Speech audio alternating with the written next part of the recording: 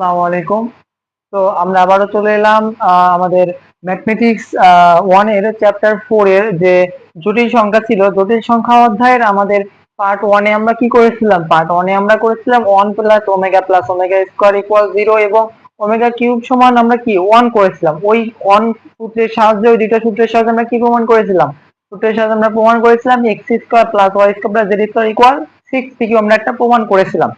তো এখন আমরা আমাদের যে জটিল সংখ্যা অধ্যায়ের অন্যতম প্রধান দুইটি বিষয় হচ্ছে, একটা হচ্ছে বর্গমূল নির্ণয় এবং একটা হচ্ছে ঘনমূল নির্ণয়। তো এখন আমরা দেখব যে বর্গমূল কিভাবে নির্ণয় করতে হয়। আচ্ছা, তো বর্গমূল নির্ণয় করতে হলে আমাদেরকে প্রথমে যে কাজটি করতে হবে, আসলে বর্গমূল বলতে আমরা কি বুঝি এই বিষয়টা আমাদের জানতে হবে। তো বর্গমূল জিনিসটা হচ্ছে যখন আমরা একটা সংখ্যার উপরে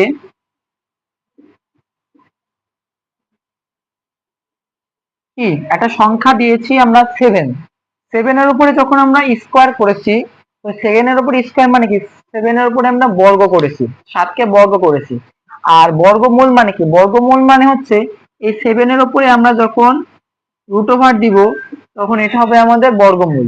আশা করি তোমরা বুঝতে পারছো। আবার যদি আমাদের ঘনমূল বা ঘন করা বলতে বুঝাতে, ঘন করা মানে কি আমরা তো জানি 7 এর উপরে যদি আমাদের কিউব থাকতো তাহলে আমরা বলতাম হচ্ছে ঘন।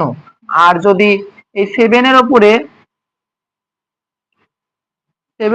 যদি রুট ওভার কিউব থাকে তখন আমরা কি বলবো? ঘনমূল বলবো। আশা করি তোমরা এই বিষয়টা বুঝতে পারছো। আচ্ছা, তো এখন আমরা শিখবো কি? এখন আমরা শিখবো হচ্ছে কিভাবে বর্গমূল করতে হয়। তো বর্গমূল করার জন্য আমাদের প্রথমে যে বিষয়টা মনে রাখতে হবে সেটা হচ্ছে একটা সূত্র আছে। সূত্রটা কি? আমাদের মনে রাখতে হবে যে আই স্কোয়ার ইকুয়াল -1। কি সূত্রটা মনে রাখবো? অবশ্যই আমরা সূত্রটা এখানে লিখে দিচ্ছি যে সূত্রটা হচ্ছে আই স্কোয়ার ইকুয়াল -1। আমাদের 3 নম্বরের প্রশ্নে বলা হয়েছে, 3-এর 1 প্রশ্নে বলা হয়েছে যে 7 - 24i এর বর্গমূল কত। তো 7 - 24i এর বর্গমূল কত এটা আমাদের বের করতে হবে। তো 7 - 24i এর বর্গমূল নির্ণয় করার জন্য আমাদের প্রথমে ধরে নিতে হবে। কি করে নিতে হবে? ধরে নিতে হবে। তাহলে আমরা কি করব? ধরি। যেহেতু আমাদের কি বলেছে, আমাদের বলেছে 7 - 24i এর বর্গমূল করতে, তাহলে আমরা কি একটা রুট ওভার 7 - 24i, তাই না? আমাদের কি বলেছে যে 7 - 24 এর বর্গমূল আমরা করেছি। তো 7 - 24 এর উপর কি করেছি? রুট দিয়েছি। তাহলে আমরা কি রুট ওভার মানেই তো আমাদের বর্গমূল। আচ্ছা, তো তারপরে আমাদের যে 7 - 24i এই যে আমরা যখন বর্গমূল করব, তখন তো আমরা জানি যে আসলে আমাদের মানটা কত হবে। তো আমরা যেহেতু এটা একটা জটিল সংখ্যা, তাই আমরা জটিল সংখ্যার সমীকরণের হিসেবে আমরা ধরে নিলাম যে root over 7 - 24i equal x plus i y. আমরা এটা ধরে নিব। আচ্ছা, তো তারপরে আমাদের কাজ হচ্ছে আমরা এখন কি করব দেখো। আমরা এই যে আমাদের বর্গমূলটা আমরা উঠাবো। তো বর্গমূল উঠানোর জন্য আমরা কি করতে হবে? বর্গমূল উঠানোর জন্য আমরা যদি উভয় পক্ষকে স্কোয়ার করি তাহলে কিন্তু আমাদের বর্গমূল উঠে যাবে। তাহলে আমরা উভয় পক্ষকে এখন বর্গ করি। রুট ওভার 7 - 24i তার উপরে square equal x plus i y এর উপরে স্কোয়ার। আশা করি তোমরা বুঝতে পারছো আমরা কি করেছি, উভয় পক্ষকে বর্গ করেছি। আমরা এখানে সাইড নোট করে লিখে দিচ্ছি বর্গ করে। আচ্ছা, দেখো, তো এখন আমাদের কিন্তু এখানে যদি স্কোয়ার রুট কাটাই তাহলে আমাদের কি থাকে? 7 - 24 থাকে ইকুয়াল। আচ্ছা, এখানে কিন্তু একটা a plus b whole square সূত্র পড়ে, তাই না? তাহলে a plus b whole square সূত্র ফেলে দিই। X square plus 2x i y plus i y তার উপরে স্কোয়ার। আশা করি তোমরা বুঝতে পারছো। আচ্ছা, 7 - 24i থাকলো equal x square plus 2x i y plus, আচ্ছা, i square y square, i y এর উপর স্কোয়ার মানে কি? I square y square. আশা করি বুঝতে পারছো। তো এখন কি করব দেখো, 7 - 24i থাকলো, এক্স স্কোয়ার বসাই দিলাম প্লাস 2x আই ওয়াই বসাই দিলাম। আচ্ছা, তারপরে দেখো এখানে আমরা বলেছিলাম কি, যে আমরা বলেছিলাম যে আই স্কোয়ারের মান কিন্তু -1, তাহলে আমরা বসাই দিই এখানে আই স্কোয়ার ইকুয়াল -1, তারপরে ওয়াই স্কোয়ার। আচ্ছা, আবার 7 - 24i থাকে equal x square plus 2xi থাকে। আচ্ছা, বলতো এখানে -1 ইন্টু ওয়াই স্কোয়ার সমান কি? ওয়াই স্কোয়ারের সাথে যদি -1 আমি গুণ করি তাহলে কি হয়? ওয়াই স্কোয়ারই হয়, কি ওয়াই স্কোয়ার আমরা বসাই দিলাম। আচ্ছা, তারপরে দেখো তো আমরা যদি আবারও সেই 7 - 24i বসাই দিই, এখন আমরা একটু সাজায় লিখি। আচ্ছা, সাজায় লিখলে আমরা দেখতে পাচ্ছি যে x square minus y square plus 2xi। আচ্ছা, এখন আমরা কি, এখন আমরা কিন্তু একটা সমীকরণের মধ্যে চলে এসেছি। তো এখন আমরা এখানে দেখতে পাচ্ছি যে এখানে কিন্তু দুই ধরনের সংখ্যা আছে সমীকরণের ভিতরে। একটা হচ্ছে বাস্তব সংখ্যা আছে এবং কাল্পনিক সংখ্যা আছে। সরি, এখানে স্কয়ার হবে। এখানে বাস্তব সংখ্যা আছে এবং কাল্পনিক সংখ্যা আছে। আচ্ছা, বাস্তব সংখ্যা কোনগুলো এবং কাল্পনিক সংখ্যা কোনগুলো চেনার উপায় আমরা কিন্তু বলেছিলাম যে এখানে আমাদের কিন্তু আই ওয়াই আছে, কি আমার এখানে কিন্তু 24i আছে। 24i, আই মানে কি বলেছিলাম পার্ট 1 এ বলেছিলাম, আই মানে হচ্ছে ইমাজিন বা অবাস্তব বা কাল্পনিক। আচ্ছা, তো ইমাজিন অবাস্তব বা কাল্পনিক মানেই আমাদের কিন্তু এটা অবাস্তব সংখ্যা, এই দুইটা। আর বাস্তব হচ্ছে এক্স মাইনাস ওয়াই স্কোয়ার বাস্তব সংখ্যা এবং 7 বাস্তব সংখ্যা। তাহলে এখন আমাদের করতে হবে কি, এখন আমরা কি করব, আহ সহগ সমীকৃত করব এই সমীকরণের মানগুলোর, সমীকরণের সংখ্যাগুলোর বাস্তব এবং অবাস্তব সংখ্যাগুলো সহজ সমীকৃত করব। তাহলে আমরা করি, লিখি যে সমীকরণের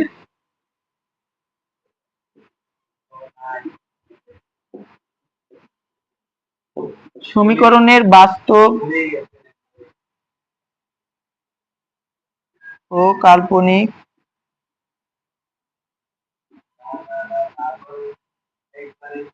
অংশের সহগ সমীকৃত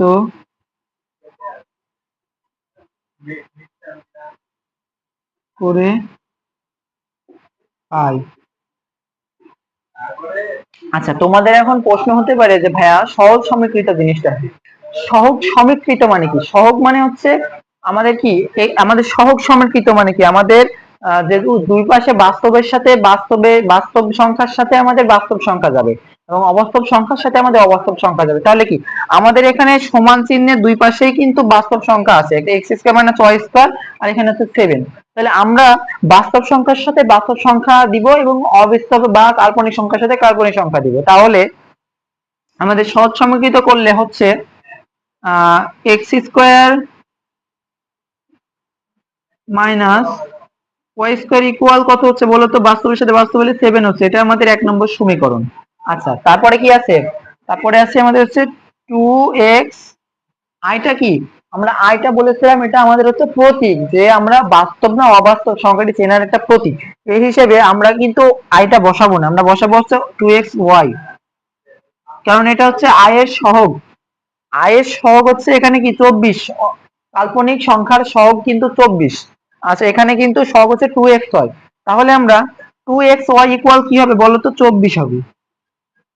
এটা কিন্তু একটা সমীকরণে আসতেছে না, এটা কি একটা সমীকরণ বলতো? কারণ এখানে দুইটাই কিন্তু আমার অবাস্তব সংখ্যা দেওয়া আছে, দুইটাই অবাস্তব সংখ্যা, কিন্তু এখানে আমাদের কি সমীকরণের নিয়ম ফলো করে না, কারণ সমীকরণের জন্য আমাদের প্লাস মাইনাস চিহ্ন গুলো থাকা লাগবে সমীকরণের ভিতরে, দুই বেশ কিছু সংখ্যার মধ্যে, এগুলো আমাদের কিন্তু ফলো করে না, তো এটা একটা সমীকরণ নয়। কিন্তু আমাদের কি করতে হবে বলতো? আমাদের এখানে জটিল সংখ্যার আমরা যার মান বের করতে হবে, এই জটিল সংখ্যা বের করেছি এক্স প্লাস আই এর মান বের করতে হবে, তাই না? এক্স প্লাস আই এর মান বের করার জন্য আমাদের কি এক্স এবং ওয়াই এর দুইটার মানই লাগবে। এক্স এবং ওয়াই এর যদি দুইটা মানে লাগে, তাহলে আমাদের কি করতে হবে? তাহলে আমাদের এখানে x square minus y square equal 7 আছে এবং আমরা কি 2x ওয়াই এর মানও জানি। তাহলে আমরা লিখতে পারি না যে x square plus y square, এখানে আমরা মান বের করতে পারি না? এখান থেকে অবশ্যই পারি। আমরা এসএসসি তে অবশ্য সকলেই পড়েছিলাম যে a plus b whole square এর একটা সূত্র ছিল, a plus b whole square equal a minus b whole square plus 4ab, তাই না? তাহলে আমরা ওই সূত্রটা বসাই। অতএব x square plus y square equal x square minus y square plus 4x square y square. আশা করি তোমরা বুঝতে পারছো সূত্রটা কিভাবে আসলো, তাই না? মানে আমাদের x square plus y square মান লাগবে, তাই না? আমরা যদি এক্স স্কোয়ার মাইনাস ওয়াই স্কোয়ারের মান এবং এক্স স্কোয়ার প্লাস ওয়াই স্কোয়ারের মান দুইটা পেয়ে যাই, তাহলে আমরা কিন্তু এখানে সমীকরণটিকে একবার যোগ একবার বিয়োগ করে আমরা কিন্তু এক্স এবং ওয়াই এর মান বের করতে পারবো। তার জন্য আমাদের x square plus y square মান বের করে। আশা করি তোমরা বুঝতে পারছো। তো এখানে x square plus y square তার উপর a plus b whole square মানে কি, এখানে এ কোনটা, এ হচ্ছে এক্স স্কোয়ার এবং বি হচ্ছে ওয়াই স্কোয়ার, তাই না? এখন আমরা দেখো কি করি। এখন আমরা এই সমীকরণটাকে যদি লিখি, এক্স স্কোয়ার মাইনাস ওয়াই স্কোয়ারের মান কত পেয়েছিলাম, 7, তারপরে স্কোয়ার প্লাস, আচ্ছা দেখো তো এখানে 4x স্কোয়ার ওয়াই স্কোয়ার আছে। 4x স্কোয়ার ওয়াই স্কোয়ারটাকে আমরা এভাবে লিখতে পারি কিনা যে 2x ওয়াই এর উপরে স্কোয়ার। দেখো তো হয় নাকি? অবশ্যই হয়, কারণ কি 2 দুগুণে 4 x স্কোয়ার ওয়াই স্কোয়ার, আমরা সেটাই চলে আসতেছে। আচ্ছা পরের লাইনে দেখো তো, পরের লাইনে লক্ষ্য করো। পরের লাইনে দেখো আমরা কি করেছিলাম, 7 এর উপরে স্কোয়ার করেছিলাম। এটা কিন্তু 7, সরি এটা 7। 7 সাথে কত হয় বলো তো, 7 সাথে 49। আচ্ছা 49 প্লাস, আচ্ছা 2x y এর মান কিন্তু আমরা পেয়েছি, এখানে দেওয়া আছে 2x এর মান সমান 24। 24 এর উপরে স্কোয়ার, তাহলে আমাদের কত 49 প্লাস, তাহলে আমাদের টোটাল দাঁড়াচ্ছে বা,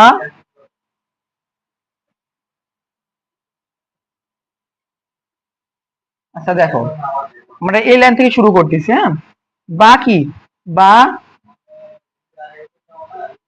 x square plus y square তারপর স্কোয়ার ইকুয়াল কি, আমাদের মান কত বলতো 49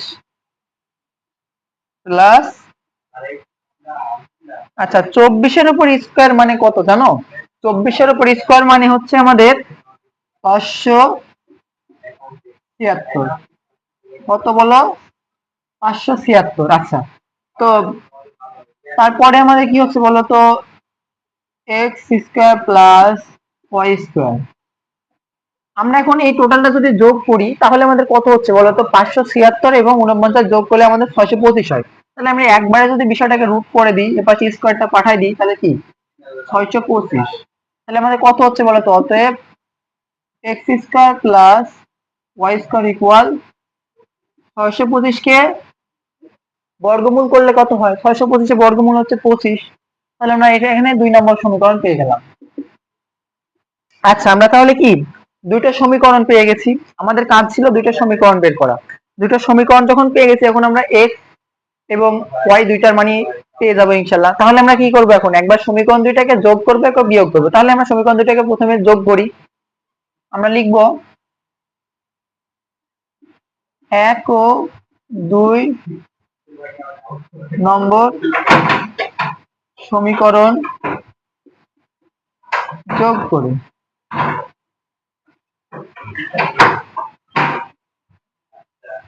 আমরা কি লিখলাম, 1 ও 2 নম্বর সমীকরণ যোগ করে। আচ্ছা 1 ও 2 নম্বর সমীকরণ যদি আমরা যোগ করি, আমাদের 1 নম্বর সমীকরণ কি আছে বলতো,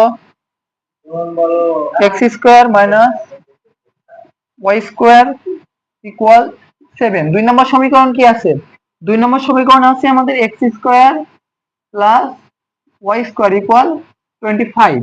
আচ্ছা প্লাস করলে কি আমাদের চিহ্নের কোনো পরিবর্তন হয় না, তাহলে আমাদের কি হচ্ছে y square minus y square plus y square কাটা, তাহলে এক্স স্কোয়ার কত বলতো 2x স্কোয়ার প্লাস 25 আর 7 যোগ করলে কত হয় বলতো, 25 আর 7 যোগ করলে হয় হচ্ছে 32। আচ্ছা তারপরে আমাদের কি হয় দেখো, তারপরে আমরা কি এক্স স্কোয়ার রেখে দিতে পারি, 32/2 কে পাশে পাঠিয়ে দিলাম, তাহলে 32 কে 2 দিয়ে কাটলে কত হচ্ছে বলতো 16। তাহলে অতএব সরি বা এক্স স্কোয়ার সমান কত হচ্ছে বলতো, এক্স স্কোয়ার সমান হচ্ছে আমাদের 16, তাই না? তাহলে আমরা এখান থেকে কি এক্স স্কোয়ার সমান যদি 16 হয়, আমরা লিখতে পারি কিনা, বা এক্স সমান √16।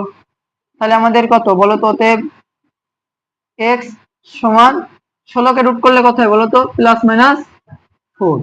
তাহলে আমরা x এর মান পেয়ে গেলাম। এখন আমরা কি করব, একইভাবে আমরা সমীকরণ দুটাকে বিয়োগ করব। আচ্ছা, বিয়োগ করার সময় কিন্তু আমাদের একটা বিষয়টা লক্ষ্য করতে হবে যে আমাদের কিন্তু 1 নম্বর সমীকরণের চেয়ে 2 নম্বর সমীকরণের মানটা বড়। কারণ এখানে আমাদের দেখতে পাচ্ছি এখানে কি আছে, 25 আছে, এখানে 7 আছে। তাই আমরা কি করব, আগে বড় সমীকরণটি আগে দিব, ছোট সমীকরণটি পরে দিব, আমাদের সুবিধার্থে আর কি। তাহলে কি ডবলা 2 নম্বর 2 নম্বর সমীকরণ, সরি 2 ও 1 নম্বর সমীকরণ বিয়োগ করে